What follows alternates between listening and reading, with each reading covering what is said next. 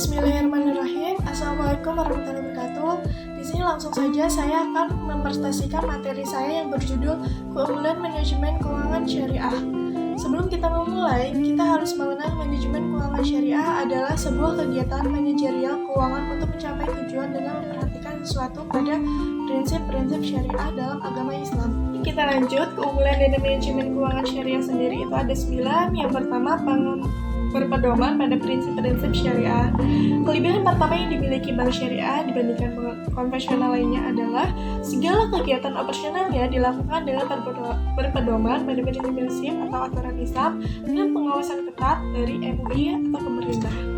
Lembaga keuangan berbasis syariah sendiri tidak mengenal sistem bunga dalam melaksananya sebagaimana sudah ditetapkan dalam syariat Islam bahwa bunga itu termasuk riba dan diharamkan. Sebaliknya, bank syariah menggunakan sistem bagi hasil yang transparan.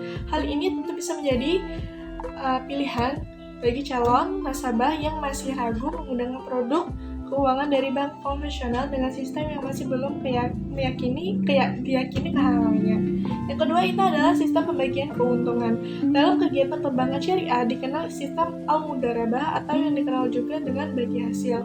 Artinya, bank memberikan bagi hasil kepada nasabah yang diperoleh dari keuntungan aset atau dana yang diinvestasikan. Besarnya bagi hasil ini sudah disepakati sejak awal akad.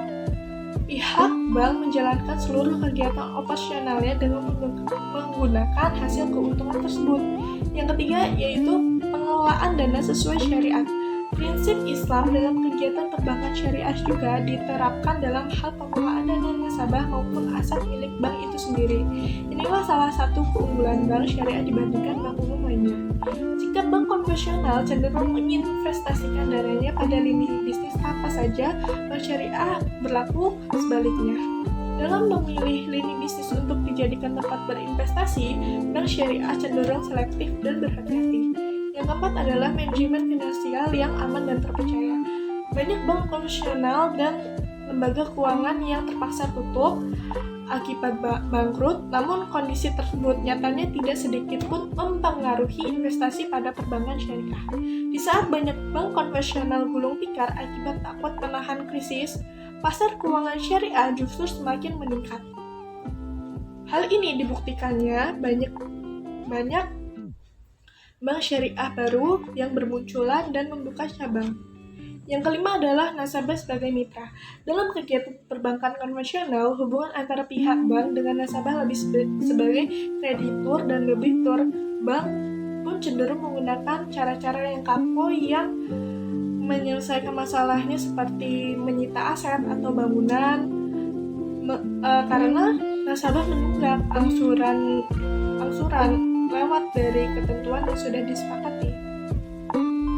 Yang keenam adalah jumlah angsuran tetap. Eksistensi suku bunga pun mempengaruhi besar terhadapnya skema cicilan dan pembiayaan suatu lembaga keuangan, atau dalam hal ini adalah bank konvensional. Tidak heran jika nasabah bank umum harus mengangsur cicilan dengan jumlah-jumlah yang berubah-ubah dan fluktuatif sesuai dengan persentase bunganya.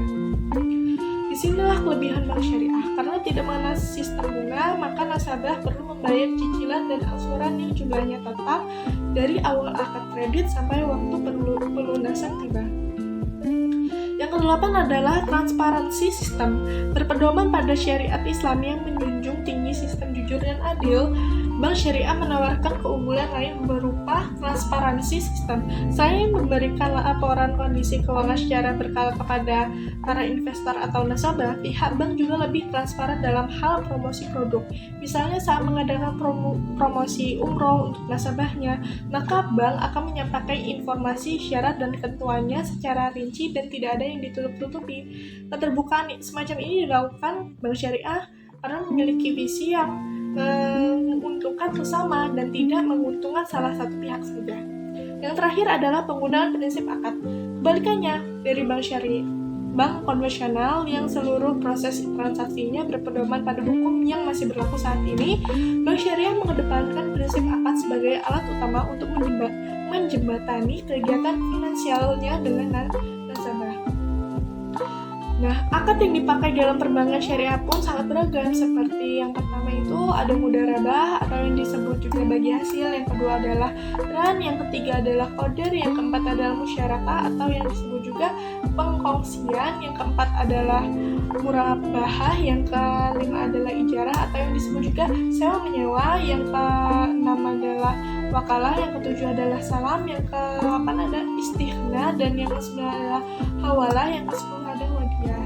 Nah, cukup sekian presentasi dari saya tentang keunggulan manajemen keuangan syariah. Jika ada yang kurang, mohon maaf. Terima kasih atas perhatiannya. Wassalamualaikum warahmatullahi wabarakatuh.